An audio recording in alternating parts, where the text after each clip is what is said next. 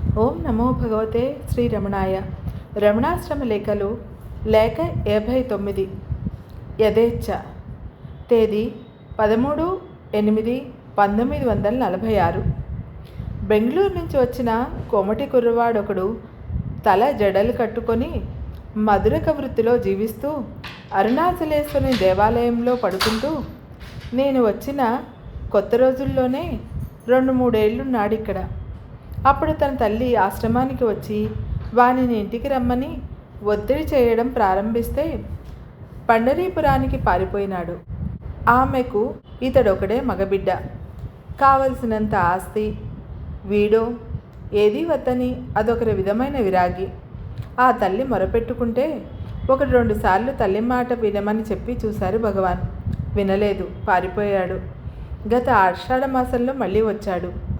వాడెప్పుడూ పలక్కుండా హాలులో ఒక మూల కూర్చొని సాధను ఏదో వాడి తిప్పలు వాడు పడుతూ ఎవరితోనూ సంబంధం లేకుండా ఉండేవాడు. ఇప్పుడు జడలు తీసివేశాడే కానీ కార్యక్రమం మాత్రం మార్చుకోలేదు.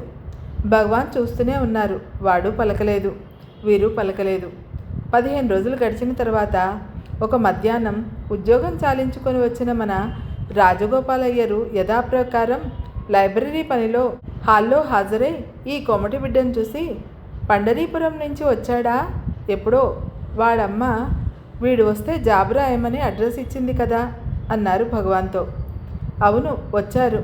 15 రోజులైనట్లుంది. చూస్తూనే ఉన్నా. మాట్లాడరాయను. పండరీపురం ఎలా ఉందని, ప్రసాదం ఏదని నేనెక్కడకు పోయి అడిగేది? వారో మాట్లాడరు. వారి వారి చిత్తవృత్తిని అనుసరించి కదా మనం పోవలసి ఉంటుంది. ఎవరెవరి చిత్తవృత్తి ఎలా ఉంటే వారి వారి చిత్తానుసారం పోవలసిన విధి మనకున్నది అన్నారు భగవాన్. విజ్ఞులంతా తమ తమ చిత్తాలను తరిచి చూసుకున్నారు. తక్కిన వారి సంగతి దైవానికి ఎరుక.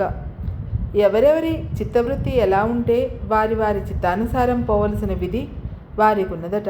చూసావా ఎంత మాటో. ఇక ఉంటాను. సెలవు. నీ సోదరి.